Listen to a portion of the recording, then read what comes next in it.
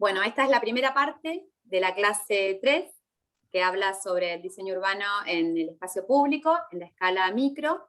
La clase 3 tiene 3 partes. Hoy vamos a presentar la primera, que tiene que ver con la dimensión ambiental. La próxima clase, que es después de la Semana del Estudiante, sobre la dimensión físico-espacial, lo material. Y la última clase, ya 2 semanas después, vamos a presentar la dimensión social. Esas 3 partes componen la propuesta que hacemos nosotras para abordar el diseño urbano en la escala del espacio público, la escala micro.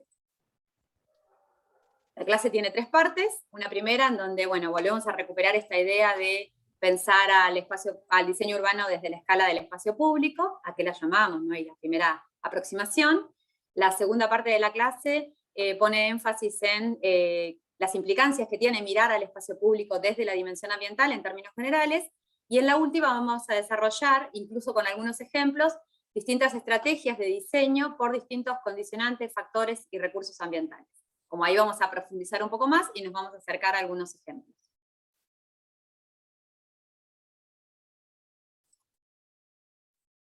Ahí está. Bueno, como ya saben, nosotros pensamos al diseño urbano como una herramienta para intervenir en la configuración de la ciudad, en la parte material, que en esta escala, en la escala de la escala micro, opera sobre los espacios públicos, entonces lo hace sobre las avenidas, sobre las calles, sobre las plazas, sobre los parques, sobre los equipamientos sociales, deportivos, de salud, en el caso de que esos equipamientos tengan una escala adecuada y que también incluyan en su propuesta urbana distintos espacios públicos.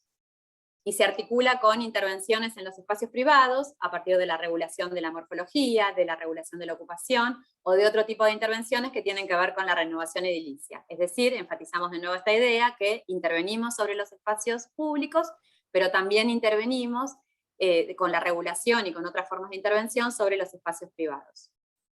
Y puede ser desarrollarse en forma articulada con intervenciones en la escala macro, o a partir de intervenciones puntuales en algunos espacios públicos de la ciudad y particularizadas. Por supuesto que nosotras enfatizamos y ponemos valor en la relación entre las propuestas de diseño urbano en la escala macro y en la escala micro, pero también se puede intervenir directamente desde la escala del espacio público. Bien, estamos desarrollando esta clase que tiene que ver con la dimensión ambiental, porque desde la materia, desde la propuesta pedagógica, proponemos un desarrollo multidimensional del diseño urbano. Nosotros, desde la dimensión ambiental, hoy vamos a poner énfasis en las distintas formas de apropiación y de transformación de la naturaleza, de ajuste de las propuestas de espacio público a los factores climáticos, tanto como fuentes de recursos como condicionantes de procesos sociales. Esos son algunos de los aspectos en los que vamos a poner énfasis en la dimensión ambiental. Estas otras dimensiones son las que vamos a desarrollar en las clases subsiguientes. Por supuesto que todo lo que veamos hoy desde la dimensión ambiental va a tener relación con propuestas que se refieren a lo físico-material y a lo social, porque todos los ejemplos que seleccionamos son ejemplos que nosotros consideramos que tienen esta característica de abordaje multidimensional del diseño urbano, de pensar el espacio público desde múltiples dimensiones. Bien, entonces, ¿qué implica? ¿Qué significa atender a la dimensión ambiental cuando pensamos al espacio público? Cuando pensamos en el diseño urbano del espacio público. Significa atender a las condiciones y a los recursos ambientales. Así de fácil y de difícil, ¿no? Aprovechar las condiciones ambientales, aprovechar los recursos, respetarlos, preservar, prevenir, adaptar a las condiciones climáticas y mitigar cuando hay daño. De eso se trata atender a la dimensión ambiental en el diseño del espacio público. Como vimos ya en las clases anteriores, bueno, ¿cuáles serían los propósitos que tiene esta atención sobre lo ambiental cuando pensamos una propuesta de transformación de la ciudad en términos de inclusividad y de sustentabilidad? Lo ambiental aporta a pensar en la supervivencia, ¿no? Lograr la supervivencia ante condiciones y eventos naturales extremos o condiciones propias de los distintos climas, ¿no? A través de la adaptación, de la prevención, de la mitigación de daños. Pensar en términos de la salud, de la promoción a través del espacio público del bienestar y del equilibrio físico, pero también psicológico desde diversas formas, ¿no? Porque el espacio público nos permite la ventilación, la oxigenación, el desarrollo de actividad física, si lo pensamos desde la dimensión ambiental. Y también implica pensarlo desde la eficiencia, lograr la eficiencia entre el desarrollo de las actividades urbanas y el consumo o la contaminación de los distintos recursos. Estos son los propósitos que tiene, por lo menos en términos iniciales, pensar a la aproximación ambiental del diseño del espacio público. Algunas estrategias generales que ya vimos en los encuentros anteriores es, por ejemplo, consumir menos energía y degradar menos recursos en la generación de estos espacios públicos, no sobreexplotando los sistemas de soporte, reduciendo la contaminación cuando se lo usa, generando mayor biodiversidad, generando más proximidad entre las distintas actividades, generando un uso más eficiente, y también con intervenciones tanto urbanas como arquitectónicas que nos lleven más a la renovación, más a la rehabilitación y menos al crecimiento extensivo y menos al crecimiento a nuevo. Estas son algunas estrategias bien generales que ya fuimos mencionando en los encuentros anteriores y que tienen que ver con atender desde el diseño urbano a la dimensión ambiental. Bien.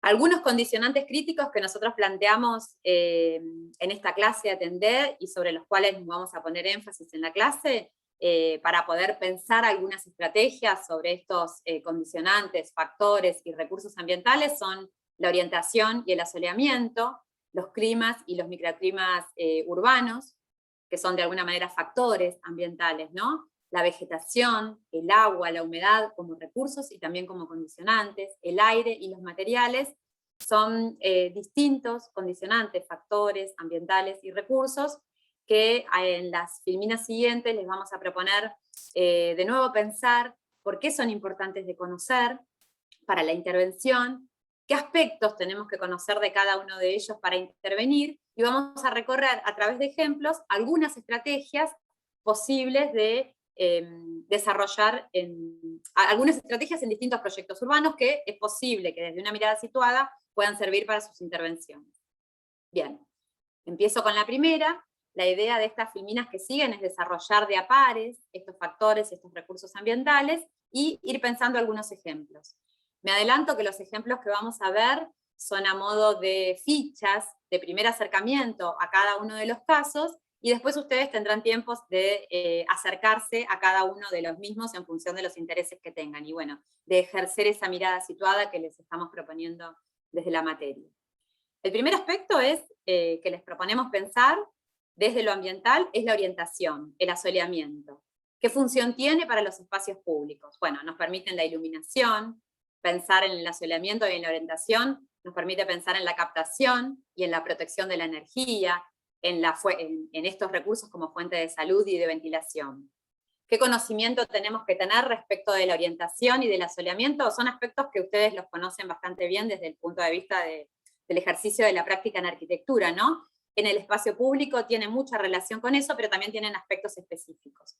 Necesitamos conocer en la ciudad qué zonas tienen sol, qué zonas están expuestas al sol, qué zonas tienen sombra, en términos de cuántas superficies, de tiempo. No se trata de más o menos, sino de aspectos precisos sobre cómo son las sombras. Hay estudios muy técnicos sobre sombras arrojadas, hay incluso laboratorios de investigación en la facultad que estudian los volúmenes urbanos y estudian las sombras arrojadas. Me refiero a Lambda en nuestra facultad, pero en ingeniería también hay, en distintas facultades de arquitectura. Incluso en distintas regiones de la Argentina hay distintos ámbitos universitarios que se dedican al estudio de los distintos asoleamientos y incluso modelizaciones de las condiciones de orientación, a partir del asoleamiento a partir de la orientación. También es importante entender las actividades que se desarrollan en los espacios públicos. No son lo mismo las actividades que se desarrollan en verano, como la actividad balnearia, como los juegos de niños en espacios públicos durante todo el año. Entonces va a haber zonas en las que se prefiera tener sol y otras zonas en las que se prefiera tener sombra, ¿no? Según la función en que se desarrolle. No es lo mismo por actividades el sol o la sombra que se necesita, y también hay diferencias entre momentos del año. Esto es importante cuando se piensa en los espacios públicos. Y bueno, algunas estrategias posibles de desarrollar es la atención a la separación entre manzanas y entre edificios para poder cumplir con mínimo asoleamiento e iluminación natural. A esto lo podemos considerar en una propuesta de diseño urbano si son propuestas ex novo, a partir de, bueno, regular cuál es la medida de la separación entre manzanas, pero si son propuestas de renovación urbana, bueno, capaz que a partir de regular la edificación. Digamos, esta atención es diferente de acuerdo al tipo de intervención que ustedes van a desarrollar en el espacio público. También es importante entender que la vegetación se desarrolla con determinadas condiciones de sol, entonces la ubicación de la vegetación puede ser que esté privilegiando zonas de mayor asoleamiento, que son diferentes a las zonas de menor asoleamiento para el crecimiento de las plantas. Entonces puede ser que no pensemos a las calles pensando árboles alineados en cada una de las veredas, sino justamente localizados en las zonas que tienen mayor cantidad de horas de sol durante el día.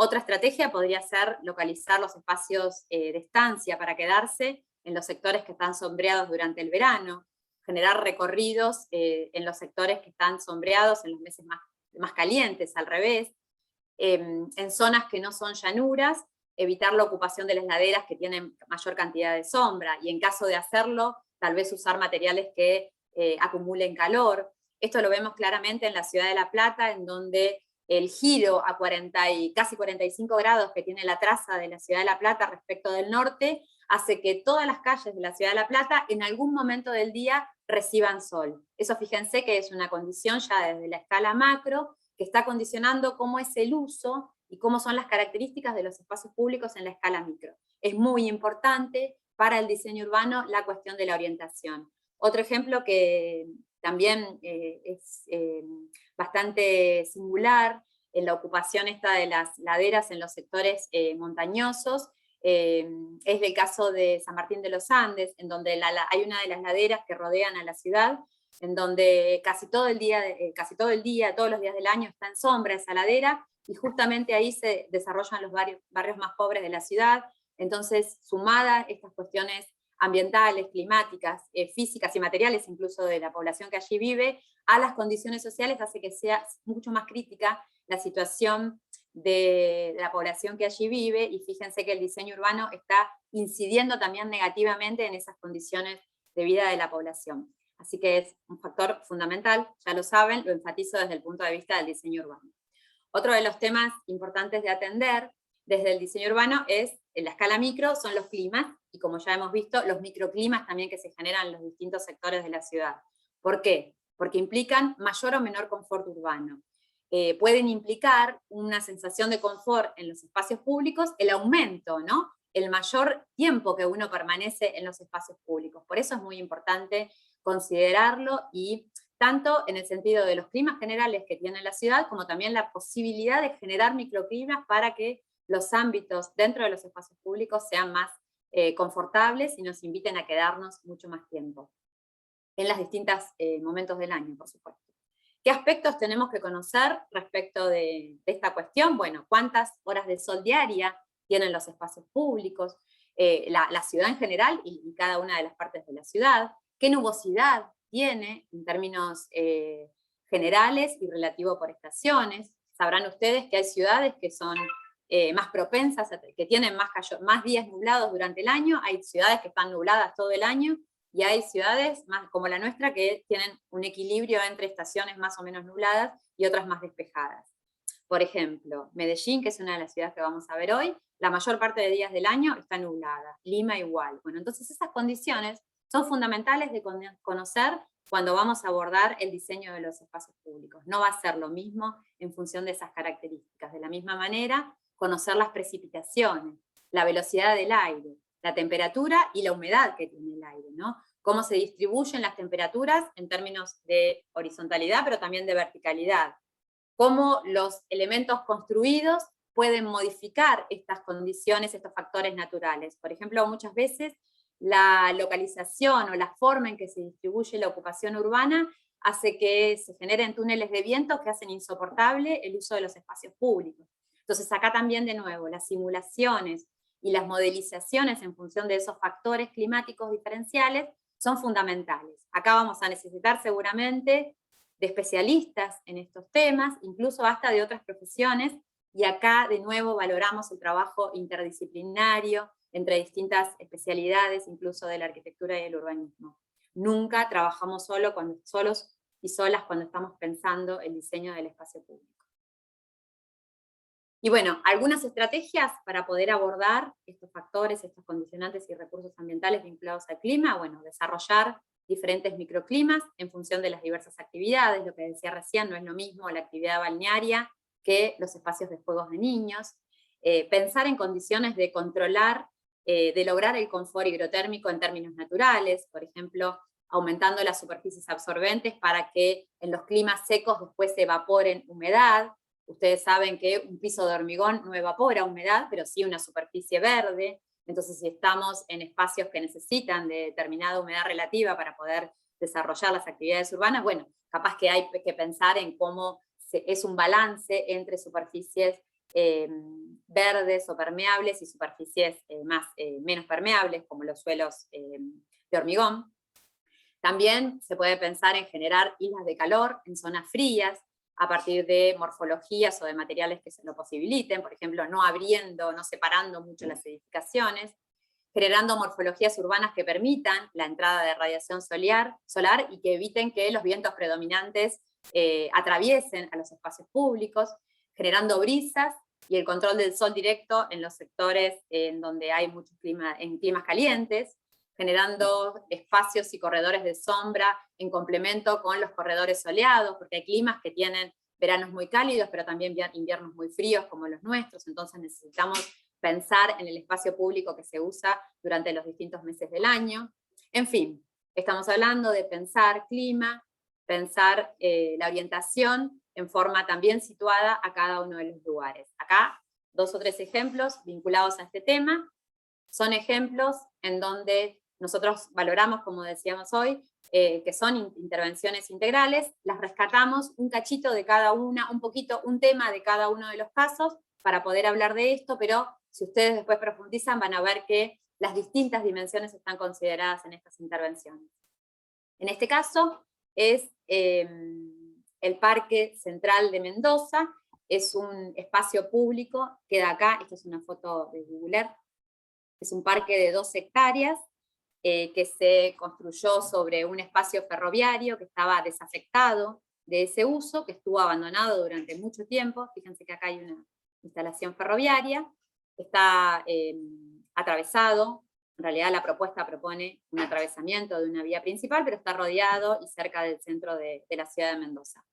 En este caso, como decía, se trata de un parque de 2 hectáreas, en donde lo que se propone es rodearlo a través de vías locales, armar un colchón de fuelle verde entre la ciudad, ¿no? Un buffer verde entre la ciudad y el espacio público que se genera, un gran playón central que contiene edificios existentes, espejos de agua que humidifican el ambiente.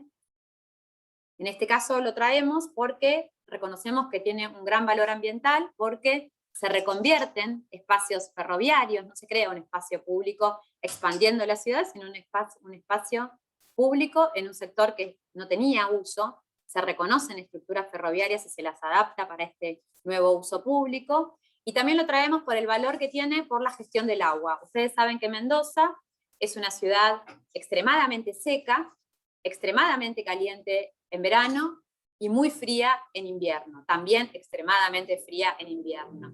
Entonces, la cuestión del manejo del agua, el manejo de la vegetación y el armado de microclimas es fundamental para un espacio público. El uso del agua, que es el tema por el que lo traemos ahora en esta instancia, fue clave. ¿Por qué? Porque se generaron reservorios de agua, foto de acá abajo muestra eso, que sirven tanto para el riego de las especies vegetales que se plantaron para armar este colchón que les digo y los distintos espacios verdes del parque, sino también para humidificar el ambiente. Hay fuentes que tiran el agua para arriba, como todas las fuentes, para poder humidificar, y con eso generan un clima un poco más húmedo de la sequedad que tiene esta ciudad. Como saben ustedes, Mendoza está en el Pedemonte, acá el norte está para arriba, acá a la izquierda de la foto está la cordillera de los Andes.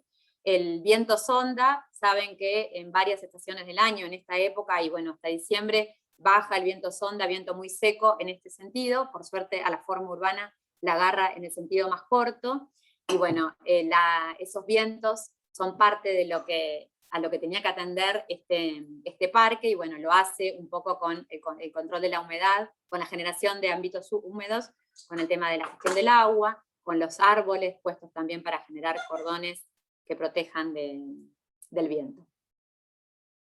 Esta es una propuesta, un proyecto que se hizo por concurso, lo ganaron los arquitectos Becker y Ferrari, que es un estudio de Buenos Aires. Todas las fotos son del estudio mismo, ¿no? De la página del estudio, pueden indagarlo y profundizar después más en el caso si les interesa. Destaco solamente esas dos dimensiones, ¿no? La cuestión climática y la cuestión del agua. Esta foto también es de una ciudad latinoamericana, es un sector de México, del área metropolitana de México, de Ciudad de México. Este es el parque de Chapultepec. Acá es un parque mucho más grande, son 700 hectáreas, todo esto. Fíjense la escala que tienen las manzanitas en relación al espacio este verde. Es el gran pulmón verde de la ciudad de México. Saben que Ciudad de México, con otras, es un gran aglomerado, en realidad metropolitano, más que ciudad, por más que se le diga Ciudad de México es un área metropolitano, tiene casi 30 millones de habitantes, tal vez más. Este pulmón verde lo traemos porque en este proyecto se propuso rehabilitar a este gran espacio público verde que incluso existió antes de la colonia, porque al tener un intenso uso había sido degradado por el mismo, y bueno, tiene distintas componentes esta intervención. Vamos a destacar en esta clase 2, ahora la primera, que interviene sobre esta sección, que es la primera sección del parque, que es la más histórica. Ustedes deben conocer algunos edificios que hay acá, como el Museo Tamayo, como el museo de... este museo que tiene toda la... ¿cómo se llama? El Museo Nacional de Antropología, acá me soplan. Esta es la sección central del parque que tiene más equipamientos recreativos, y esta es la sección que tiene menor uso, que es la sección 3, que también es otra propuesta que vamos a desarrollar hoy. Bueno, lo importante de esta intervención, que se empezó más o menos en el año 2005-2007, es que se rehabilita el parque, se lo valora a este espacio, gran espacio verde, como un lugar importante para poder disminuir la isla de calor urbano, y también se generan nuevos espacios, ámbitos, microclimas adentro del espacio público a partir de nuevas estéticas, de nuevos recursos para el manejo del agua, también para la humidificación, también para la captación de agua de lluvia. México es una ciudad en donde hay, si bien no tiene un invierno muy frío, sí tiene un invierno muy lluvioso, entonces el parque también sirve para la captación de agua, los árboles para la absorción de la misma. Lo traemos por eso, ¿no? Porque también incluso dentro de la misma intervención, por la escala misma que tiene el parque, hay dentro del mismo un jardín botánico, y hay una estrategia de generación de distintas especies de árboles que sirven para poder reponer las especies que se van muriendo o que están deterioradas por la actividad antrópica del propio parque. Es un parque que incluso existía antes de la colonia. Este proyecto se desarrolló, no lo desarrolló el municipio, sino un estudio de diseño paisajístico, de diseño de parques mexicano, que se llama Scheckman o algo así, no lo sé pronunciar bien, pero si les interesa, también está acá las referencias de la página de donde se sacaron las fotos. También tiene un montón de aristas para destacar.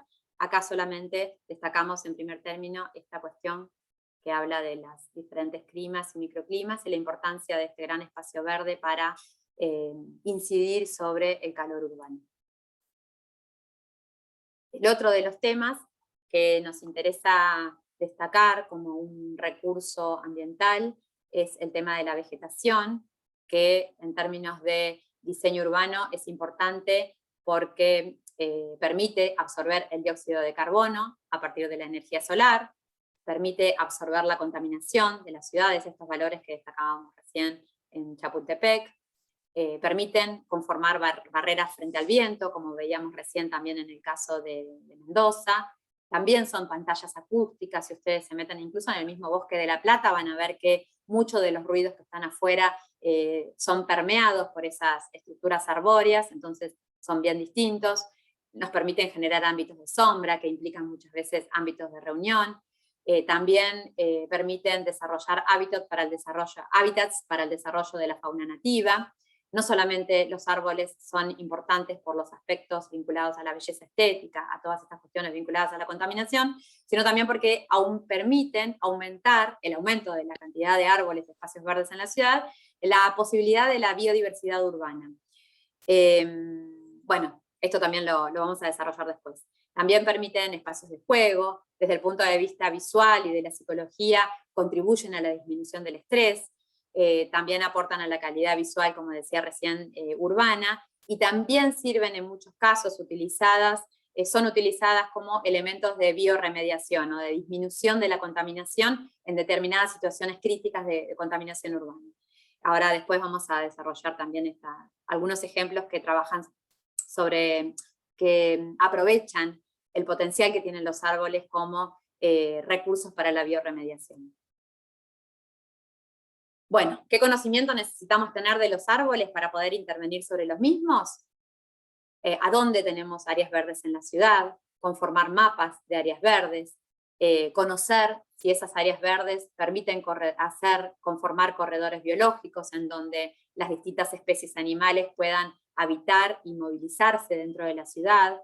También valorar en qué estado están esas estructuras arbóreas, ¿no? Qué fragilidad tienen. Seguramente en eso tiene mucho que ver si son especies foráneas o especies adaptadas o especies que por ahí tienen determinada belleza escénica, pero que no se logran adaptar a la situación climática de cada una de las ciudades en las que están. Entonces es importante un conocimiento profundo sobre el estado, sobre las especies, sobre la posible fragilidad y relación que puedan tener con las actividades urbanas, el clima que necesitan y también qué actividades se necesitan desarrollar. No es lo mismo poner un patio de juegos debajo de un ceibo, en donde las flores generan determinado tipo de residuos, a ponerlo debajo de otro tipo de especies. Es necesario entonces tener no solamente conocimiento sobre las especies, sino también las actividades que van a acogerse en torno a esas especies.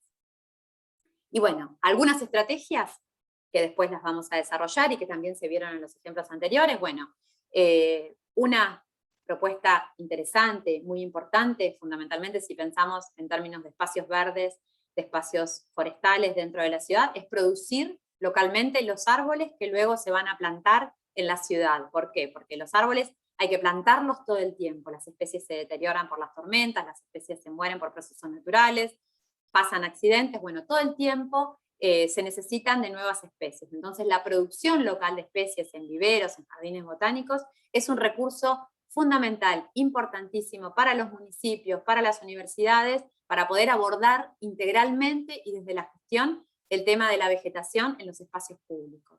La utilización de especies autóctonas, ¿para qué? Para que puedan ser tolerantes al clima y a las distintas condiciones que el mismo tiene.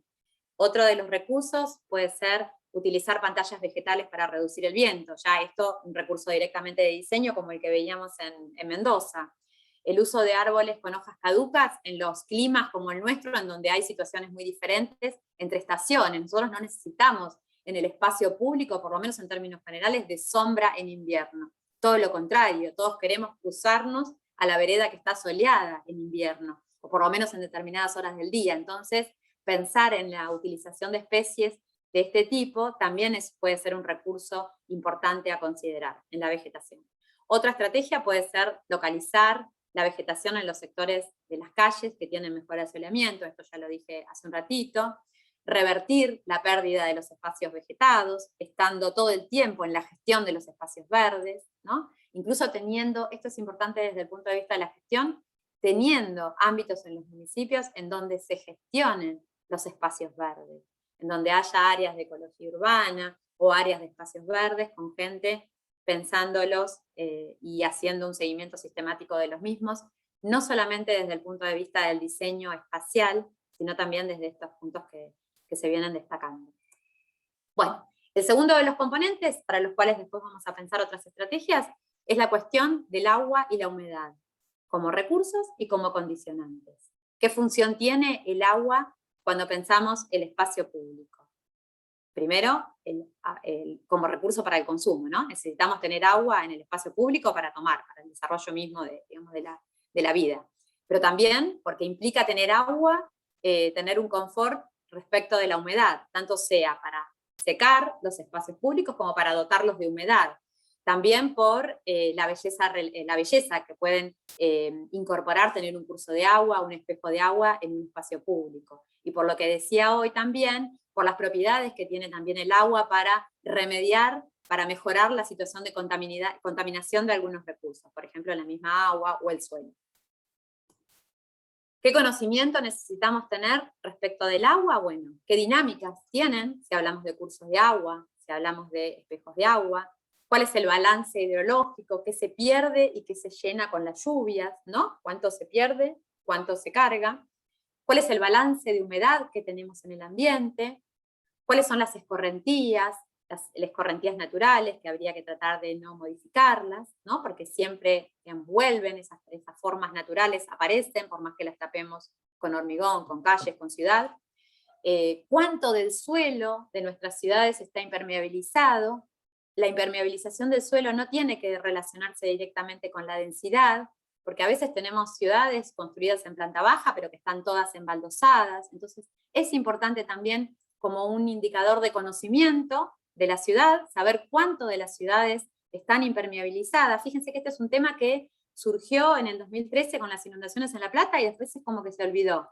Y también podría ser incluso el tema de la impermeabilización del suelo un aspecto que uno pueda regular en la ocupación urbana. Fíjense que ustedes seguramente conocen el FOS, el FOT, ¿no? Que nos dicen cuánto podemos ocupar, pero nada se nos dice, por lo menos acá en la ciudad de La Plata, ¿no? ¿Cuánto podemos impermeabilizar? Podría ser, si estamos pensando integralmente el diseño de los espacios privados con el diseño de los espacios públicos, un indicador de regulación, decir cuánto se puede impermeabilizar del suelo.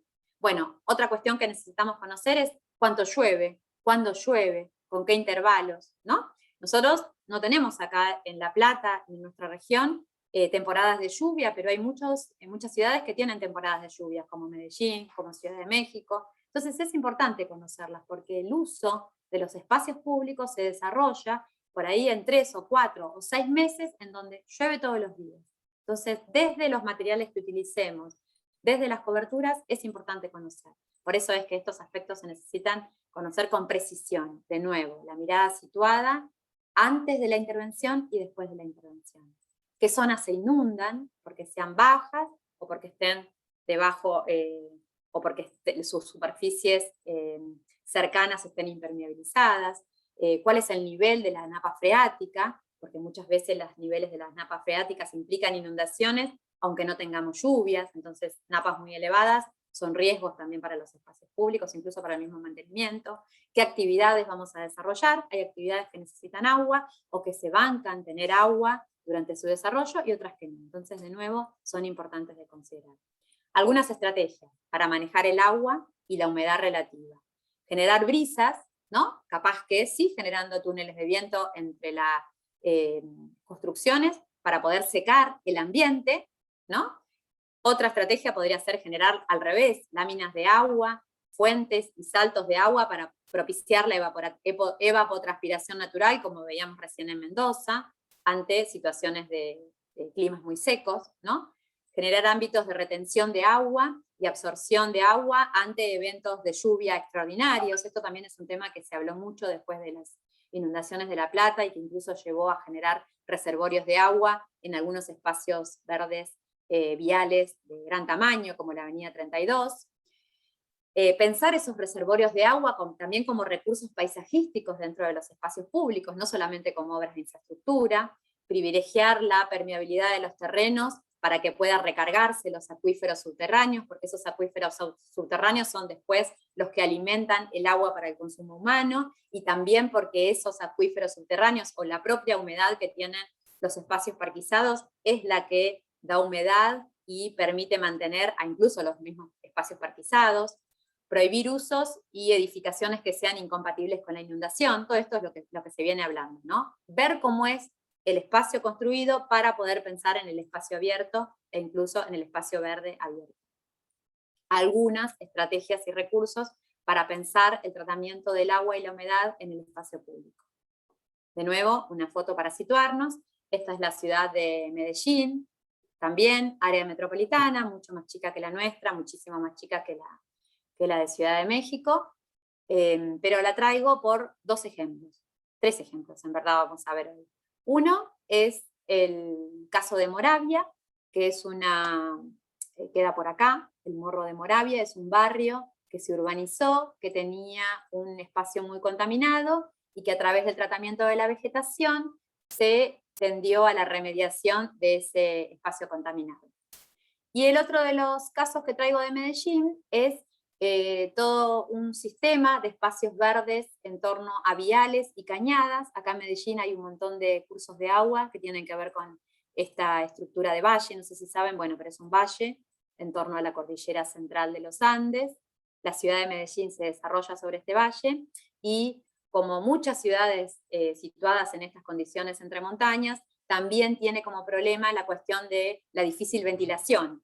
Es un cuenco, entonces los vientos no limpian el aire y en muchos momentos del año Medellín tiene una calidad del aire muy negativa, incluso similar a la Ciudad de México. Entonces, este primer ejemplo que les traigo, bueno, el segundo, tiene que ver con mejorar la calidad del aire y mejorar la calidad del aire a partir de construir vías verdes. Este es el primer ejemplo que les decía, en donde se busca a partir de la utilización de vegetación recuperar esto, que acá se llama Morro de Moravia, es un morro en un barrio que se llama Moravia, en la ciudad de Medellín, que antes era una montaña de basura. Esto fue el basural de Medellín durante 15, 20 años aproximadamente. Cuando cerró el basural, mucha de la gente que trabajaba a partir de ese basural, buscando recicladores urbanos, ¿no? Actividad informal que desarrollaban ahí, vivían, este morro estaba todo cubierto de viviendas, esas viviendas, no solamente las viviendas, la población que allí vivía corría riesgo por la contaminación que implicaba los lixiviados que salían de la descomposición de la basura y también los gases que emanaban ese basural, hacían que toda la población tenga enfermedades y riesgos a la salud vinculadas a estar asentados sobre una montaña de basura. Y otro de los riesgos que tenía el estar asentados de todo ese conjunto de viviendas sobre la basura era el riesgo de deslave que tenía ese cerro, que era una montaña de basura, ni siquiera una estructura de tierra, ni una estructura pétrea, mucho menos. Entonces, bueno, hace más o menos 15 años se decidió descontaminar el morro y el elemento vegetal, tanto en estructuras forestales importantes, más grandes, que se desarrollan abajo, como de distintas especies arbóreas, se hizo una cobertura vegetal y se utilizó al vegetal con esa idea de fitorremediación. Es una propiedad que tienen las plantas de poder absorber los contaminantes químicos y poder limpiar el suelo y el agua. Bueno, hay estructuras que tienen que ver acá con generar desagües hacia unos humedales que están por debajo, humedales artificiales, ¿no? En donde también el agua se usa para limpiar el suelo. Acá abajo también está en la derecha, bueno, la forma aterrazada en la que se hizo esa contención del morro. Fíjense que es una intervención en donde podemos enfatizar esta cuestión ambiental, porque hay una recuperación ambiental del morro, hay una descontaminación, hay una estabilización de un riesgo ambiental y natural que tenía este sector de Moravia y todos los vecinos que están acá, que fueron relocalizados en otro sector, pero también en esta intervención, en cuanto al diseño urbano, tiene una componente social muy importante, porque también estuvieron implicados en la descontaminación distintos vecinos que vivían ahí, y bueno, a los cuales se le construyó vivienda en el barrio también de Moravia, en los entornos que no corrían riesgo, y en algunos otros barrios que quedan un poquito cerca de 5 kilómetros de acá de distancia. Bueno, no es el tema ese, el caso de Moravia, si ustedes quieren lo pueden profundizar, es un ejemplo muy interesante porque es una intervención urbana integral. Acá la enfatizamos por la cuestión ambiental, por el uso de la componente vegetal en la restauración y en la recuperación ambiental del morro, pero también tiene estos distintos valores. Incluso la educación ambiental, acá arriba hay un lugar de generación de especies, también como una especie de pequeño jardín botánico, que también, en donde también se apela a contar el ejemplo este de Moravia. Bueno, la educación ambiental también es una cuestión importante, una dimensión implicada en esta intervención.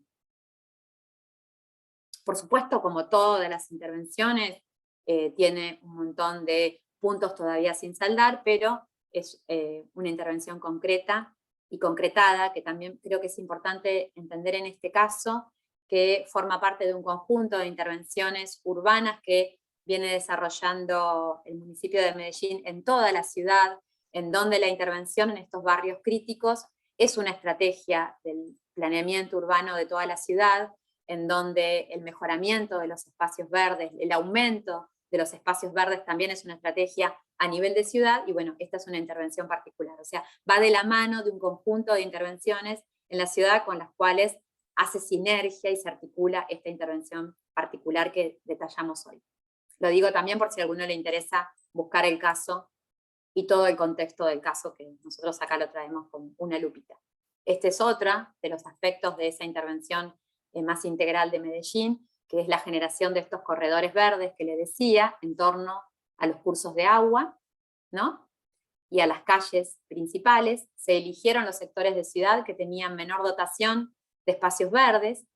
Acá fíjense que de nuevo está el conocimiento preciso de cuáles son los sectores de la ciudad que tienen menor dotación de espacio verde por habitante. Bueno, en esos sectores de la ciudad más críticos, con déficit crítico de espacios verdes, es que se priorizó la generación de estos corredores verdes, corredores biológicos, no solamente para dotar de sombra, sino también para empezar a generar estos ámbitos de biodiversidad urbana y generar ámbitos que contribuyen a la disminución del calor en la ciudad. Y todas las ventajas que tiene, por supuesto, los corredores verdes dentro de la ciudad. Ámbitos de permeabilidad, ¿se acuerdan que, no sé si dije, ¿verdad?, que Medellín es una ciudad, dije que era muy nublada, pero también es muy nublada, todo el año está nublada, también llueve en gran parte del año, sí lo dije cuando dije que tenía una estación, una temporada de lluvias. Bueno, los espacios verdes dentro de las vías tienen que ver también con generar espacios absorbentes.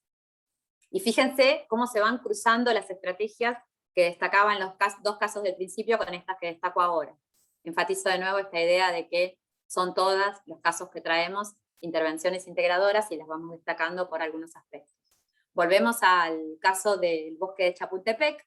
Esta es la sección tercera, como les decía hoy, del extremo. ¿Se acuerdan que mostré la parte histórica? Esta es la parte que tiene menos uso. Es la parte que está más irrigada con cursos de agua, fíjense. Acá está un mapa topográfico.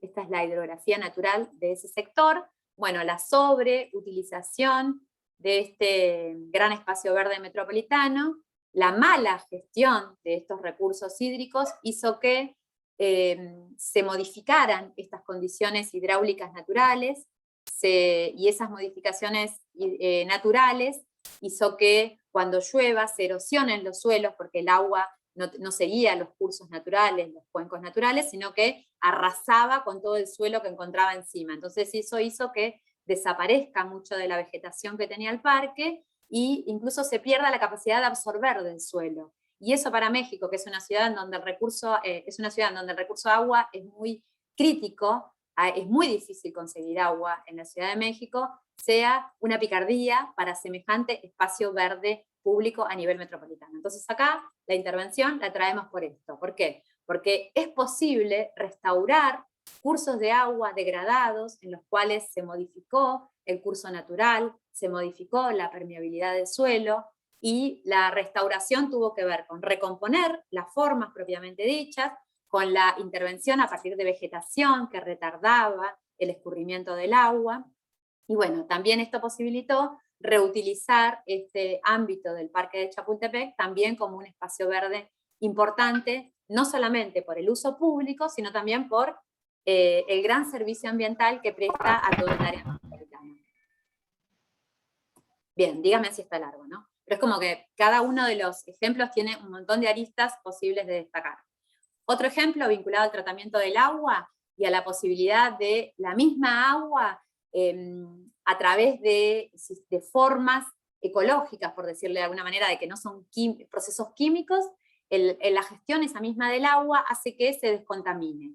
Esta es el riachuelo, lo conocerán todos, es uno de los cursos, el curso de agua seguramente más contaminado que tenemos en la Argentina, por lo menos en el área metropolitana de Buenos Aires, acá Ciudad Autónoma, acá es Avellaneda, por allá estarán los otros municipios. Saben que más o menos 14 partidos del área metropolitana lindan con la cuenca Matanza-Riachuelo, que es una cuenca importantísima dentro del área metropolitana, la más contaminada, la que se desarrolla las muchas grandes industrias de nuestra área metropolitana, la mayor pobreza, grandes asentamientos, grandes villas, muchas condiciones negativas vinculadas al hábitat, vinculadas a la salud, a lo económico, a lo productivo en torno a esta cuenca. Eso llevó a que se genere una autoridad de cuenca para poder gestionarla, para poder gestionar integralmente las distintas aristas de la problemática de la cuenca. Dentro de esa gestión de la cuenca hubo una intervención que buscó, que no se materializó, la traemos por el potencial que valoramos que tiene esta intervención. Hubo una intervención que tuvo que ver, que articuló la generación de espacios públicos en torno a la cuenca. Esto está muy ocupada, todos los bordes, fíjense, todos los bordes están muy ocupados. Buscó en los pedacitos de espacios públicos que quedaban poder reconstruir esa especie de camino de sirga, ¿no? Y a su vez, esa intervención buscó mejorar la calidad del río. ¿Por qué? Porque se generaron saltos, fíjense que acá se ven, de hormigón, que hacían que el agua del riachuelo se airee, incorporar oxígeno. Ustedes saben que cuando baten el agua, están incorporando oxígeno. Esa incorporación de oxígeno sumaba a que, hacía que, la incorporación de oxígeno al agua hace que posibilita que las bacterias, los microorganismos que viven en la misma, se mueran. Entonces, es una especie de tratamiento ecológico, de biorremediación, de nuevo, a partir de la incorporación de oxígeno de estos saltos al agua para mejorar la calidad de la misma. Sería como una intervención pasiva para poder mejorar la calidad del agua. Y a la vez, esta intervención ingenieril, por decirle de alguna manera, acá en la foto de la derecha se ve mejor el tema de los saltos, buscaba generar estos espacios públicos en torno al riachuelo. Acá están localizados los distintos puntos del riachuelo. Fíjense que más o menos desde acá hasta acá debe ser Avellaneda, como para mostrarles la envergadura de la cuenca. Bueno, por ahí un poquito más, por acá. Bueno, esos son los distintos saltos a lo largo de la cuenca. Una intervención, como decía, de tipo ingenieril, ¿no? Pero que suma la cuestión del diseño de espacios públicos, la mejora de la calidad del agua y la recuperación del cauce. Bien, lo paso rápido, de nuevo, el tema de la importancia de los humedales en un área metropolitana, en las distintas ciudades para poder retener el agua superficial, y el poder que tiene este recurso agua para la fito y la biorremediación de la contaminación. Fito, que se refiere a la remediación a partir de vegetales, bio a partir también de microorganismos. Este es el parque ambiental del SEAMSE, ¿no? Es una foto ahí de Villa Domínico, creo que ya se la mostramos con las chicas. El último par de temas que buscamos destacar es la calidad del aire. Es un factor ambiental la calidad del aire en distintas ciudades. ¿Qué función tiene con respecto al diseño del espacio público? Bueno, es importante porque implica la calidad del mismo, habitabilidad o no de la ciudad, confort y salud o no, por lo contrario, si no lo tenemos, ¿no? Entonces es importante pensar también en la calidad del aire. ¿Qué conocimiento necesitamos tener? Chicos, hay alguien que tiene el micrófono prendido. ¿Qué calidad tenemos en el aire? ¿Cuáles son las dinámicas atmosféricas?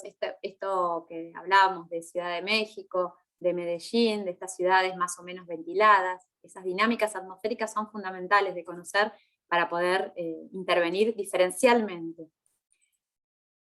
¿Qué estrategias? Bueno, liberar los espacios que ocupan los automóviles en la ciudad es una estrategia fundamental para poder incorporar menos sustancias tóxicas al aire, ¿no? Privilegiando otras modalidades no motorizadas. Conocerán que son estrategias en esas dos ciudades que les decía de Latinoamérica, que hay autos, patentes que pueden circular un día y patentes que puedan circular otro día, como respuesta un poco brutal a la falta de políticas que hagan que se privilegie el uso de movilidades no motorizadas antes que la del automóvil. Bueno, se decide esas cosas. Eso es muy típico de estas ciudades de valles contaminados atmosféricamente, ¿no?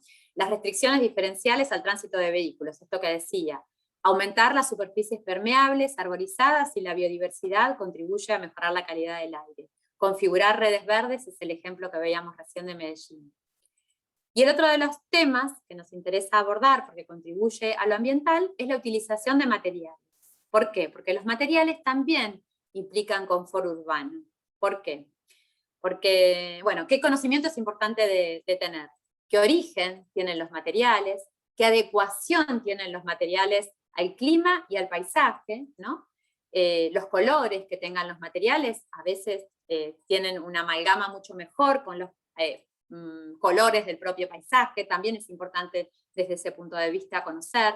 ¿Qué durabilidad tienen los materiales? No nos sirve de nada la belleza si esa belleza implica baches dentro de las veredas o en las calles, entonces también es importante entender cuando hablamos de espacios tan usados, la durabilidad, el confort hidrotérmico, si los propios materiales generan calor en un clima cálido, no sirven, al revés, si es en un clima frío, la capacidad de absorber de los materiales, de almacenar y emitir energía, también de almacenar agua, las texturas, la permeabilidad, la inercia térmica, son distintos conocimientos que necesitamos tener de cada uno. Acá seguramente también vamos a necesitar los urbanistas, los planificadores, de la ayuda de otros profesionales que se dedican más a estos aspectos técnicos. Bueno, ¿qué estrategias para trabajar sobre los materiales en el espacio público tenemos que considerar o podemos considerar? Bueno, en principio, también esta idea de sustentabilidad de los procesos de fabricación de los materiales. Seguramente va a ser más sustentable un material que tenga que ver con la generación de mano de obra local. ¿Por qué? Porque está incidiendo no solamente sobre los aspectos que venimos trabajando, sino también sobre otros aspectos, lo social, ¿no? Lo económico, lo productivo. Bueno, pensamos la sustentabilidad en términos integrales. Esto tiene un poco de relación cuando hablábamos también hoy de la generación de las plantas en lo local, ¿no? El uso de materiales locales es fundamental también. ¿Por qué? Porque se implica menos transporte, básicamente eso, ¿no? El uso de materiales adecuados al clima. Pensar que ante situaciones de infracalentamiento, usar materiales que acumulen energía en los mismos o incrementen la temperatura superficial. Me imagino un espacio público en Ushuaia, que fue alguno de los ejemplos que vimos al principio. El uso de materiales oscuros que absorben energía y la reirradian. Al revés, ante estaciones o ciudades en las que tenemos más sobrecalentamiento en verano o en otras estaciones, elegir materiales que eviten la acumulación de calor en las superficies, el uso de materiales claros, la permeabilidad de los materiales para poder incrementar la absorción del agua, el uso de materiales naturales y de superficies vegetales. Siempre el uso de colchones forestales disminuye la temperatura en varios grados en las ciudades. Son recursos fundamentales.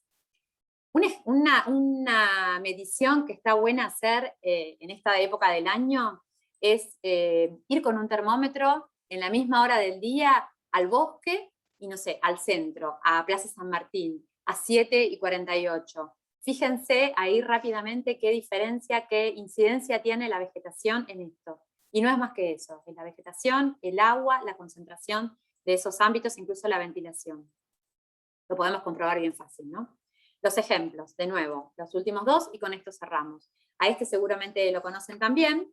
Acá lo traigo por estos aspectos que venimos viendo, son las macromanzanas de Barcelona. Por supuesto que los ejemplos hay que pensarlos siempre situados a cada una de las realidades. Este es un caso en donde Salvador Rueda, que es un texto con el cual iniciamos esta materia, estuvo muy involucrado porque él fue la cabeza del ámbito de ecología urbana del municipio, en donde se desarrolló esta idea de las macromanzanas.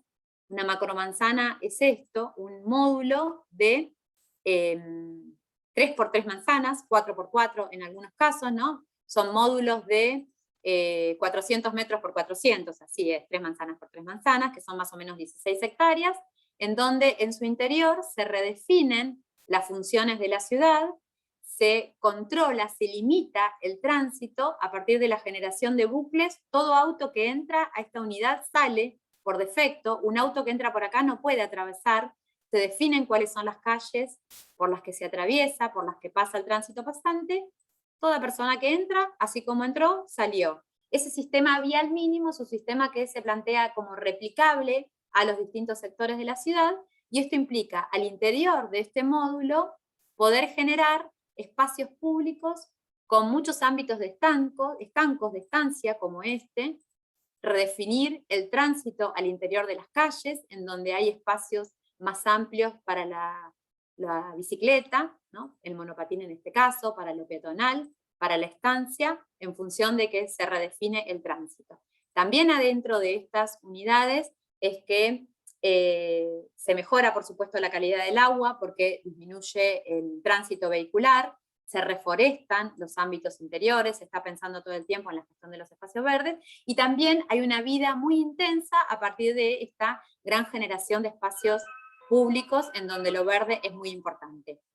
Por supuesto, con esta idea de mirada situada que venimos destacando desde la primera clase, es importante entender que este tipo de intervenciones, que esta intervención en particular, está pensada para la ciudad densa. Esto pueden sostenerse estos ámbitos, porque más o menos acá en Barcelona hay una densidad de 600 habitantes por hectárea, 500. Es una densidad mucho más alta que la que nosotros tenemos incluso dentro de toda la extensión del Casco de La Plata. Entonces, por eso es importante también entender eso. La posibilidad de tener gran diversidad de equipamientos acá adentro, de pensar que esta unidad nos puede abastecer del comercio diario, del comercio ocasional, de la salida, de la recreación, se sostiene, por supuesto, en el marco de una ciudad densa. Bien, lo digo por la perspectiva situada, chicos, en ese caso, y lo destacamos nosotros porque el aporte que hace esta intervención en el diseño urbano a la calidad del aire, y bueno, también nos permite recuperar los distintos temas que fuimos viendo. La última intervención, que también busca mejorar la calidad del aire a través de sacar el auto de la ciudad, es el plan maestro de la avenida Carabobo, que es esta avenida que es fue casi un camino real en Medellín, que une, esto es el norte por acá arriba, el sur por acá abajo, une el centro de la ciudad con el norte, es un eje paralelo al río. El mapa de hoy se los mostraba vertical, acá fíjense que abajo del plano está el río. Moravia, que es el ejemplo que veíamos hoy, está acá está el morro de Moravia. Es una intervención que busca redefinir el perfil que tiene esta avenida Carabobo, que une, como les decía, el sur con el norte y grandes equipamientos urbanos, como la Centralidad, como la Universidad de Antioquia, como el Parque de los Pies Descalzos, el Centro de Ciencia y Tecnología. Estas intervenciones las deben conocer todos. La intervención de Moravia, entre otras. ¿De qué se trata la intervención? De peatonalizar la mayor cantidad de superficies, de disminuir el atravesamiento con el vehículo individual, solamente traspasan en el otro sentido el transporte público, ¿no? Con la utilización de materiales permeables en mucha superficie de estos espacios viales y espacios públicos asociados a los mismos, en la producción local de los materiales, entre otros aspectos. También es una intervención que es importante entenderla entre todas las intervenciones que tiene Medellín, en donde la componente de la movilidad y de la generación de espacios públicos es fundamental.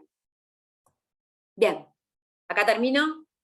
¿De qué se trata? Pensar a lo ambiental en el diseño del espacio público, en el diseño urbano del espacio público. Bueno, implica pensar situadamente, proyectar espacios o mejorarlos en atención, en acomodo a las condiciones y dinámicas ecológicas particulares, según las necesidades sociales también particulares y las condiciones óptimas que se necesitan. Pensar a lo ambiental significa eso, pensar en un diseño urbano situado o en un diseño urbano bioclimático, como se dice también. Eso es pensar al diseño urbano desde lo ambiental.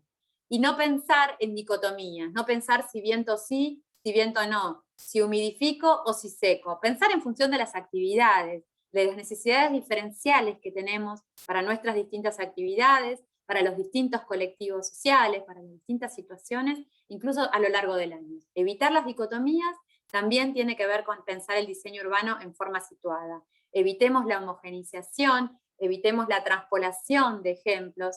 De eso se trata una intervención situada y equilibrada. Y bueno, en este caso, con esta clase, enfatizamos en esto, ¿no? En la adecuación a procesos naturales y ambientales. Esta es toda nuestra presentación. Acá la bibliografía. creo que con esta bibliografía, que es la del programa, nos quedamos cortos. Hay un montón de ejemplos, un montón de producción, incluso desde los municipios. Mucho material. Me parece que sirve tanto la bibliografía como los ejemplos para encontrar distintas puntas si a ustedes les interesan. Hay como muchas cosas para profundizar e incluso para especializarse. Incluso si ustedes tienen alguna demanda, nosotros podemos ayudarlos a encontrar caminos para recorrer otra bibliografía. Pero bueno, quisimos también acotarla en función de que es una materia electiva de un cuatrimestre, ¿no? Bien, no sé